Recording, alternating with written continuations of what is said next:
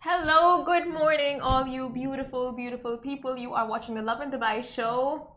With Misha here, your producer and co-host for the week. And Simran. Who's me? I. We're familiar. Okay, but before we start our bickering, let's just take you through the top trending stories for today. So, happy Onam. So, Dubai Royal wished happy Onam to Dubai-based Keralites. And Virgin Radio host Maz Hakim shares a personal story that shows the reality of Afghans today. And the UAE Attorney General releases an updated list of penalties and for breaking the COVID-19 rules and regulations. And other than that, we'll be in conversation with the ever-inspiring Bibin Baldev Raj. But firstly, a major happy belated birthday to Casey!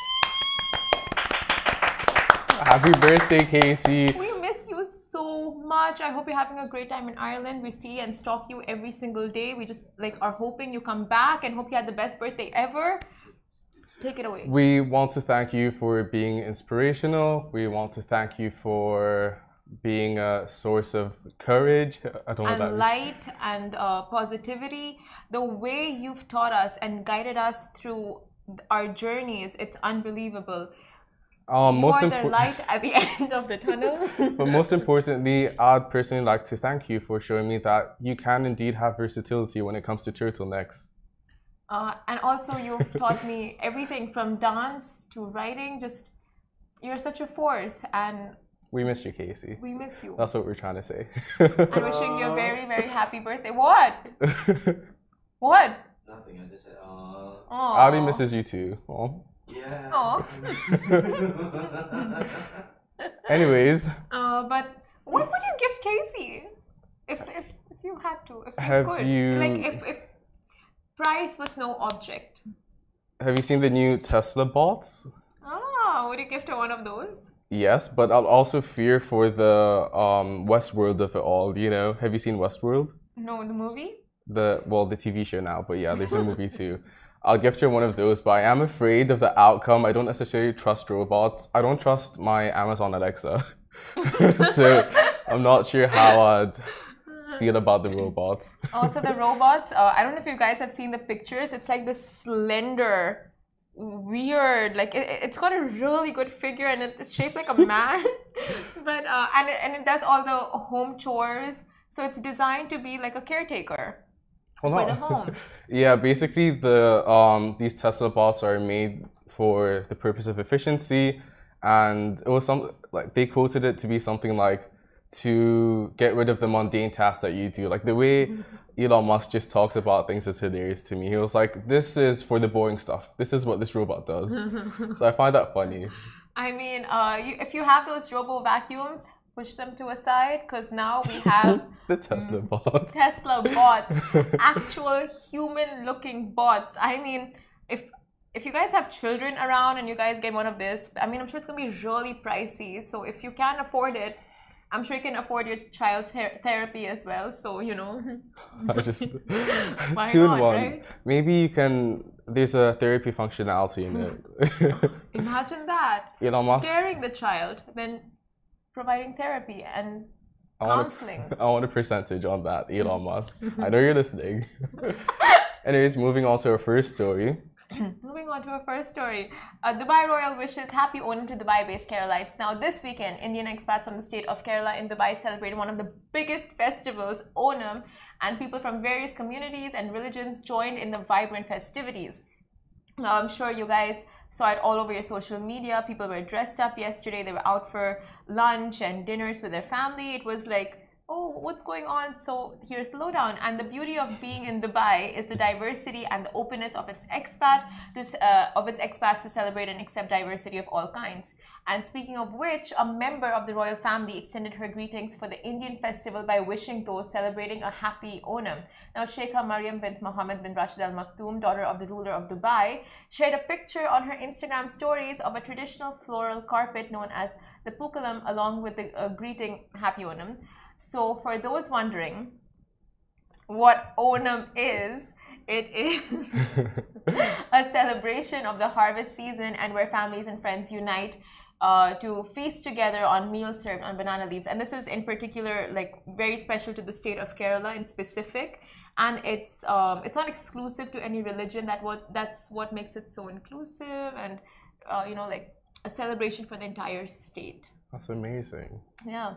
And Dubai never lets expats away from home feel like they're ever in solitude during any festival for that matter. So we love the story, and we love that Dubai Royal also got into wish the expats here. Just beautiful story. Yep. No, I love that. Like you seriously don't feel like you're away from home. There's always people around you that make you feel welcome. There's always things going on out anyway with COVID-19 precautions. But there's always stuff going on within society that makes you feel like I'm still a part of home. I'm not missing out on much. That's one of my favorite things about here. Be it Republic Days, Independence Days, any celebration, Christmas, Eid, Ramadan, like legit anything. The UAE is like all in to celebrate with the Burj Khalifa lighting up, or like small performances here and there, malls just lighting up on the occasion. It's amazing. Like just the small things count so much and make it so inclusive. It's incredible to be here. Agreed. Moving on to our second story, the UAE Attorney General released an updated list of fines and penalties for breaking the COVID-19 rules. Dr. Hamid Saif Al Shamsi, sorry, I need that, has issued an updated list in hopes to hinder the spread of the coronavirus. He urges citizens in the country to abide by the following measures and precautions and be aware and mindful of the larger society and public areas. There are 22 articles included in the list of updates, and there's a lot of big numbers that nobody wants to be paying, so please be aware of your actions and make sure you're taking the necessary precautions for you, your family, and the people around you. The list of violations include non-compliance with quarantine instructions, violating orders when stopped at checkpoints, and the spread of fake news and rumors in relation to the virus. And that last one I think is very important because do you have a family group chat? You, siblings, mom and dad. Do your parents send anything and everything that they see? Oh yeah, definitely. I think this is so important. My dad, I think since a vaccine was found, he sent 3 different articles saying the vaccine is this or that. And I'm like, please stop. Like, obviously he doesn't think to fact check. He doesn't realize this fake news. But obviously someone's actually composing these articles and going through great lengths just to produce something fictional. And my dad's not going to necessarily be aware of that. So we keep talking to him about A, not sending 5,000 different broadcasts a day, and B, being aware of what he's spreading, because not everyone's gonna be aware about fact checking. Exactly. So I think that's very important, honestly. I would want to fact check this news because I would think you're kicked out of your family group already, but guess not. I have been a few times, but we're not here to be talking about that. Me and my family issues are a separate note. No, now it's public. We're one. We share with you guys so you can share back with us, right? But do you guys have the same issue where your parents literally send anything and everything? And sometimes not just parents, like I think anyone in random can, and it's not just, you know, like thing to adults, even our age group. Like there's so many times we see something fictional on Instagram, or not fictional, maybe like it's changed, the wordings are changed, it's fake news, it's a propaganda towards a certain subject. Yeah, and it's got agenda, and we forward it around not knowing the, you know, the impact that it can have. And not everyone thinks of it in a very, you know, like not opinionated, like, okay, what's the word for it? Like when you look at news, you would think in a objective way. People get very opinionated seeing something, and it can have a very negative impact. And you see an article, and no one's ever going to think, well, now people are more aware, but no one's going to think this is fake. If it looks like it comes from a credible publication, which you can't necessarily differentiate if you see a publication for the first time, you're going to assume it's real. And yeah, it's not necessarily just like this group chat situation. It's what you see online, what your friends say. Just be mindful of what you're saying, how you're saying it, and the impact it might have. And the best part about the UAE is that any news or any update that comes out, it's all there on government sites. So if there is something that's new and you're not sure if it's true or not, you can always follow up with the government sites like NCEMA, MOHAP, WAM News, and all of that. They give all the official updates, and there you will know for a fact if it's legit or not. But moving on to our next story, Virgin Radio host Maz Hakim shares a personal story that is still the reality of Afghans today. Now, Virgin Radio host Mariam Hakim shared a heartfelt tribute that shows the parallelism from her parents' story that dates way back to the 80s. And following reports of the Taliban take over the world, and its residents have offered refuge or help of any kind to Afghanis today who have fled the country. Now, Maz Hakim shared an image telling her personal story, and it's striking how parallel it is to the Afghan flight of today. Now, in the post, she captioned, "My family left Afghanistan in the 1980s because of the war. They walked for days in dangerous circumstances over mountains and forests. Their toenails fell off during the journey, and growing up, we would hear about the generations of war in Afghanistan on the dinner table. But Afghanistan has changed. If given the right circumstances, people don't want to leave." And along with the image that she shared, she added, "This is a picture from earlier this week. Afghanis today have worked so hard on the country for the last 20 years. They've educated themselves and created opportunities for the country. And if you've ever spoken to anyone who has been to Afghanistan, they've fallen in love.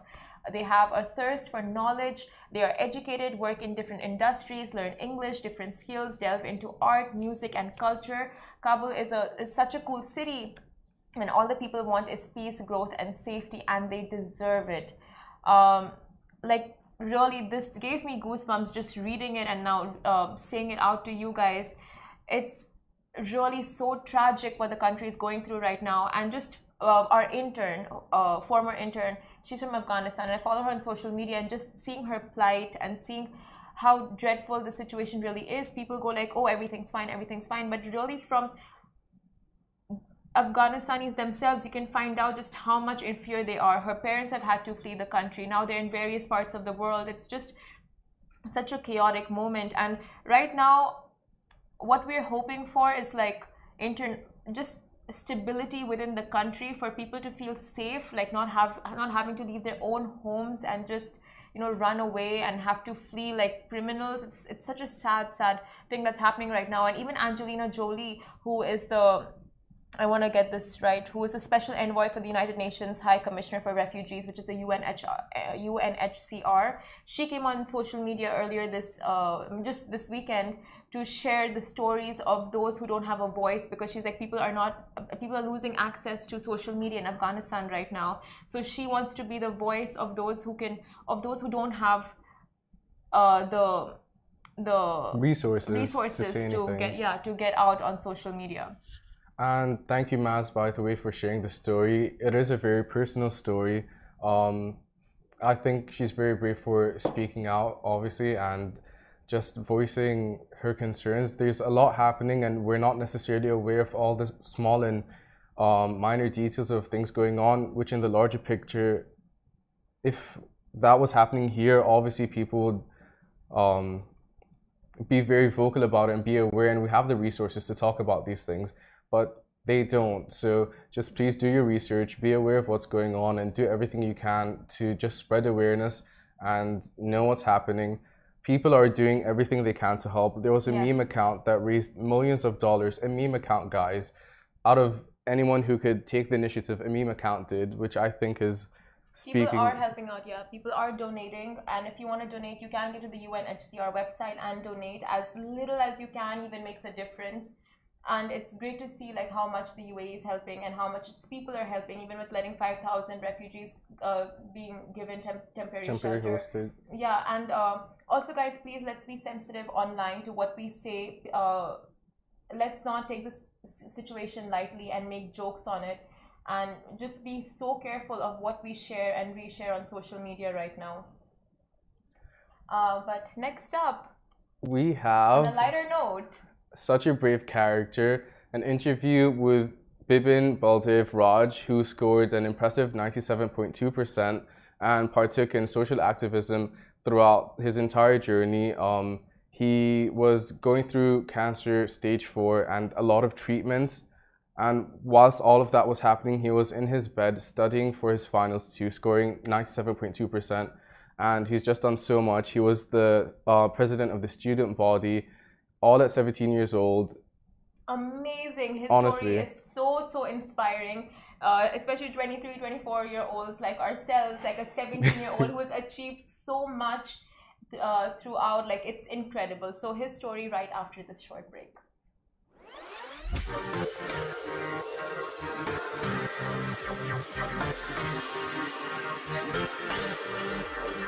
Guys, welcome back to the Love and Show, and I'm joined by an incredible personality, so inspiring. So Bibin Baldev Raj, welcome to the show. Thank you. It's a pleasure to be here. You have gone through so much and you've achieved so much at such a young age. You're only 17 years old. You've achieved incredible scores for your exams, and you all this while undergoing your cancer treatment. So how are you feeling today, first of all? Well, needless to say, I'm quite happy and overjoyed by the interview I'm currently giving right now. And yeah, apart from that, it's a great day and everything seems to be going well. Love the weather that's been going around in monsoon. So yeah, You are currently in India, right? yes, that's right. I'm currently in Punjab, so the weather's lovely over here. Lovely. And you are at the Jalinder Institute. Sorry, let me just get that out.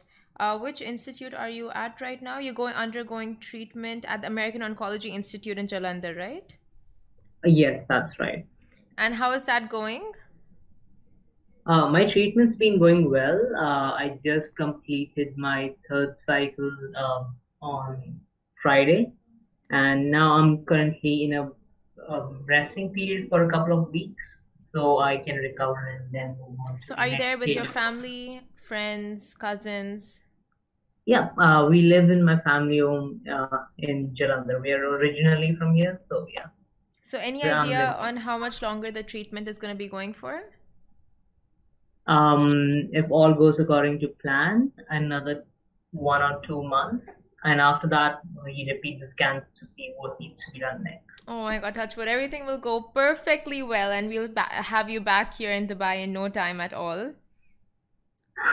I'm certainly hoping to be there in Dubai. So I want to first of all congratulate you. You got such an amazing score for your exams, 97% average. And that too without attending your senior year. You did everything virtually on your hospital bed. So can you tell us a little bit about the experience and what was your whole mind state at the time, just working from the hospital bed and all of that? So for me, most of my education since grade 7, that's when I was diagnosed, has been kind of in the similar way. I've been away from school a lot, so I usually rely on self-studying. But in 2020, since the pandemic hit, distance learning came into play. So that was kind of a blessing in disguise. I could attend classes from my hospital, and the teachers were quite cooperative of my condition. They didn't overburden me with work, and my friends are amazing as always. They always help me with notes. So just a bit help from everyone, and yeah, I was able to study throughout the year properly.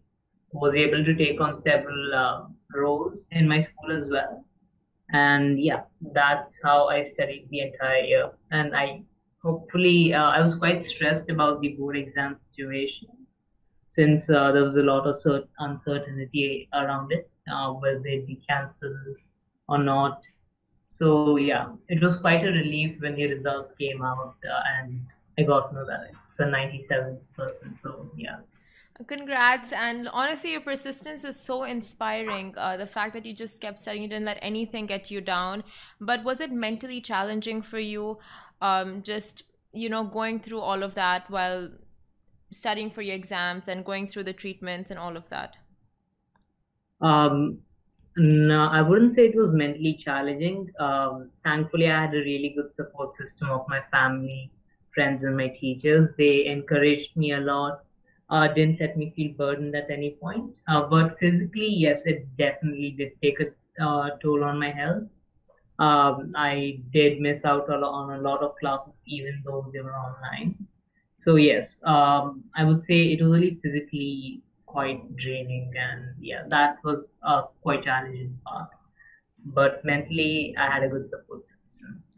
So, anyone in your place would, wonder why me at such a young age? I have so much to give. So, what made you come out of that mindset and go like, you know what, all this doesn't matter. I just want to focus on what I'm doing, and I'm gonna keep doing what I'm doing. What gave you that mindset?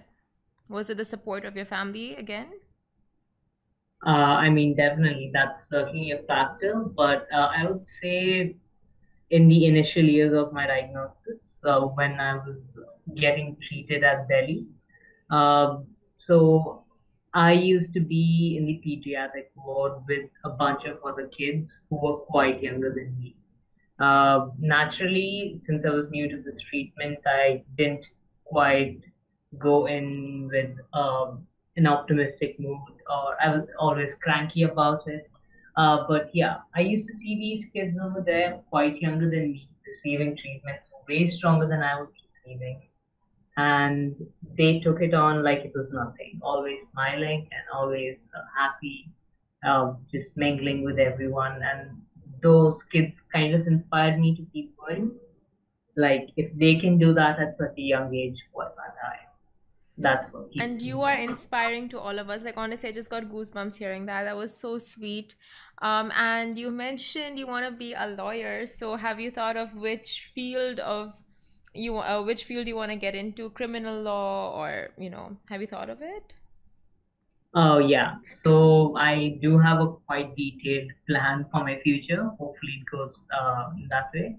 So, yeah, now I will be applying to a couple of universities in for the fall intake of 2022. And yes, so I will hopefully get my LLB done and specialize in constitutional law. Oh, nice. Uh, yeah. So after constitutional law, I hope to work in public office for a couple of years and then maybe hold a public office position, get into politics, because I think that's a very efficient and the best way to reach out to people and help them out.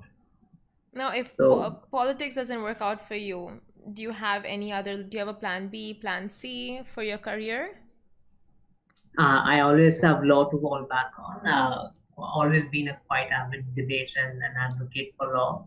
So if constitutional law doesn't work out, I will fall back to human rights law. Yeah. Amazing, amazing, so ambitious. And you've also co-founded a charity organization, which is an NGO, which is called Omid, which means hope. So, can you tell me a Yes. little bit about that and what it does and what it focuses on? Sure. So we founded Onid back in 2013. It's been 8 years since it's been running. And basically, it was just a bunch of kids who came together and we wanted to donate books uh, to the underprivileged sections. But later we realized what we were doing, and today our mandate basically is empowering education in low economically developed countries. So for that, we work with Dubai Cares and we work with a lot of organizations like that to fund education and raise awareness about it. So yeah, that's much about for me. So, how old were you when you co-founded this? I think I was 9 or 10. I'm not sure. Oh my God. Like, do you realize how incredible that is? Many of us just sit thinking like we want to help out, we want to help the world, we want to plant trees, but you have, at the age of 9, you just started to leave your mark on the world. That is so amazing, really. Like, God bless. I love hearing this. And you've done so much work with NGOs. And you also won the Diana Award in 2019. So, what were your thoughts when you first heard about this, that you're going to be honored with such an award? To be honest, we won the Diana Award for another non-profit I work with, the Smile Guild, and we weren't expecting it at all because it's literally one of the highest honor a young person can receive for their humanitarian efforts. And we really didn't think, okay, we could get that, but I think it was the 1st of July, that's when they announced it. And we saw our name on the roll of honors, and we were receiving phone calls from our principals, our supervisors, our friends. Me and my co-founders, we were just sitting there trying to let it all sink in. We were quite amazed. Honestly, we couldn't believe that we won. It was such a great thing. But yeah, winning the award motivated us to continue doing our work, and now we've even grown much bigger than we were before. We really need more people like you in this world, like so inspiring. And what were your parents' reactions when they heard of this, when they heard their little son has achieved so much and getting the Diana Award at such a young age? What went through them? Honestly, at first my parents didn't quite know what the Diana Award was, and it's only after I explained what the Diana Award entails and what's value. I think the next week itself they bought me an iPhone as a gift.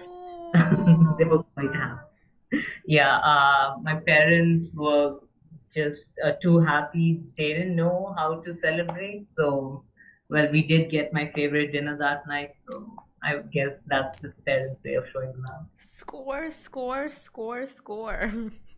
love. Just winning in life, getting the award, getting the iPhone, getting the food.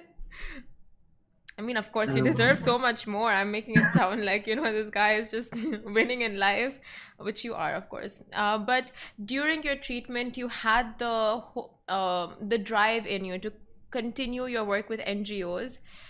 But why was it so important to you to continue doing that even when you were going through so much yourself? Um, so there's something I fundamentally believe in as a tenet of my life. So I believe that everyone around you is a version of what you could have been. Everyone is a different version of what you are. Some are better off with the choices they made or the circumstances they were born into, and some need your help being the best versions of themselves. And if you can help them be the best versions of themselves, that's the noblest thing you can do.